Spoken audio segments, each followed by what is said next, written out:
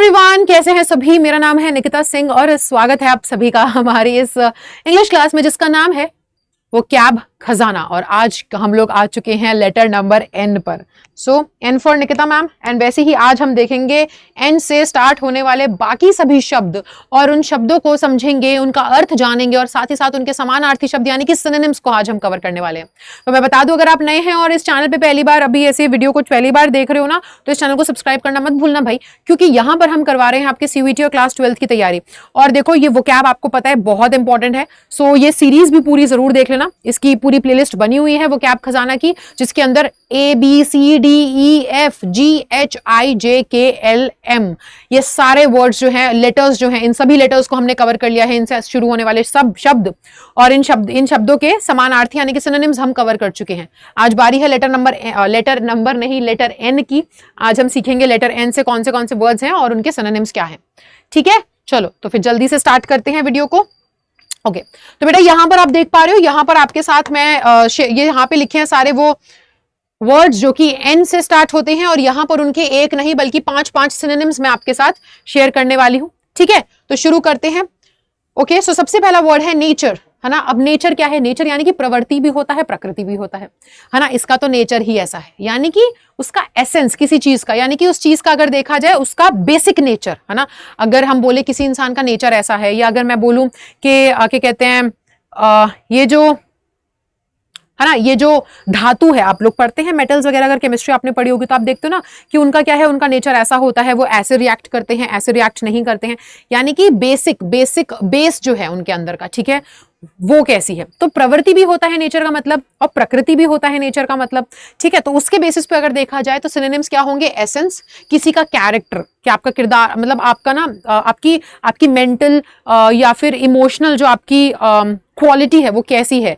ठीक है, वो सब, उन सब चीजों के बारे में हम बात करते हैं। वो प्रवृत्ति एक तरीके से। ठीक है, काइंड, अब नेचर जो है कोई काइंड, ठीक है, नेचर में काइंड आप लिख सकते हो, टाइप किस प्रकार का है वो नेचर, आइडेंटिटी। सो ये सभी वर्ड्स क्या होंगे? ये सभी वर्ड्स नेचर के वो हो जाएंगे सिनोनिम्स। ठीक है बेटा, अगला आता है नीट। अगर कोई चीज बहुत नीट है यानी कि साफ सुथरी है, तो टाइडी, है ना, ग्रेसफुल, ऑर्डरली यानी कि क्रम में, एक सही क्रम में है, इमैक्युलेट, अनक्लटर्ड। अनक्लटर्ड का मतलब सब कुछ उल्टा पुल्टा, उलझा हुआ, बिखरा हुआ, तो उसका विपरीत अनक्लटर्ड यानी कि सब कुछ साफ सुथरा।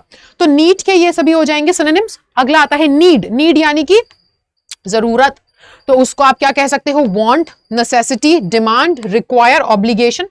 ठीक है, कि ये हमारी जरूरत है, ये इच्छा है हमारी, ये हमारी क्या है, इसको हम चाहते हैं, ये हमारी वांट है, ये हम डिमांड करते हैं, ये हमारी जरूरत है। ठीक है, रिक्वायर, ऑब्लिगेशन, ये सभी आप इसके सिनोनिम्स लिख लेंगे। अब आता है नेक्स्ट। नेक्स्ट यानी कि अगला। ठीक है, उसके लिए आप क्या बोलोगे? एडजेसेंट। ठीक है, एडजेसेंट हम बोल सकते हैं अपकमिंग यानी कि आगे आने वाला, फॉलोइंग यानी कि इसके बाद, है ना, सक्सीडिंग, एबटिंग, ये क्या है? ये सभी वर्ड्स हैं जो बात करते हैं नेक्स्ट। अगर मैं बोलूं इस राजा के बाद जो नेक्स्ट रूलर होगा, तो हम क्या बोलेंगे?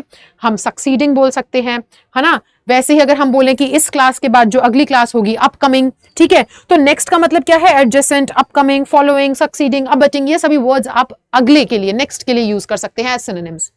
अच्छा, नेक्स्ट है हमारे पास नाइस। नाइस यानी कि अच्छा, यानी कि फेयर, यानी कि गुड, यानी कि कॉर्डियल। कॉर्डियल का मतलब क्या है? अगर मैं बोलूं he is my nice friend, ये मेरा अच्छा दोस्त है। कॉर्डियल मतलब फ्रेंडली, है ना, अच्छा। नाइस मतलब अच्छा, तो वैसे ही कॉर्डियल मीन्स भी अच्छा, फ्रेंडली, काइंड, ये सभी क्या हो जाएंगे बेटा? नाइस के सिनोनिम्स हो जाएंगे। चलिए, अगले कुछ वर्ड्स हैं हमारे पास। नॉर्मल। नॉर्मल यानी कि आम।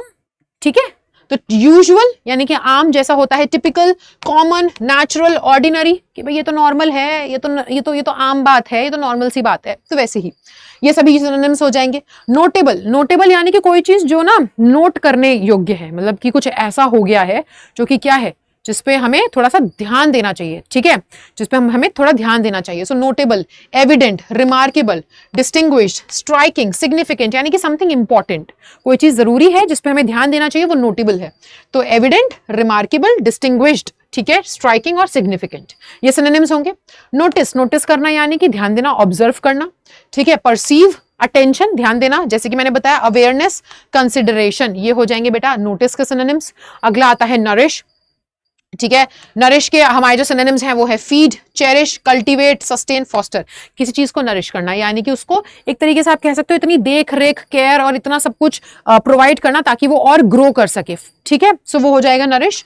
अच्छा, अगला आता है न्यूमरस। न्यूमरस यानी कि नंबर में बहुत ज्यादा, तो हम मैनी बोलेंगे, काउंटलेस बोलेंगे, डाइवर्स, सेवरल, इनन्यूमरेबल, है ना, गिनती में ज्यादा। सो न्यूमरस का ये सभी क्या हो जाएंगे, सिनोनिम्स हो जाएंगे। सो ये थे आपके आज के कुछ वर्ड्स जो कि स्टार्ट होते हैं एन से और हमने देखे उसके सिनोनिम्स।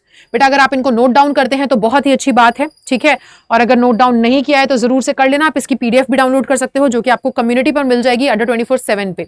ये अड्डा 24/7 का ऐप डाउनलोड कर लीजिएगा, वहां पे कम्युनिटी ग्रुप आप मेरा ज्वाइन कर सकते हो जो कि है निकिता सिंह इंग्लिश गैंग नाम से, और वहां पे आपको इस क्लास की पीडीएफ फ्री ऑफ कॉस्ट में मिल जाएगी, आप डाउनलोड कर लीजिएगा वहां से। और मैं आपसे मिलूंगी अब अगली क्लास में, तब तक के लिए bye bye, take care and thank you so much.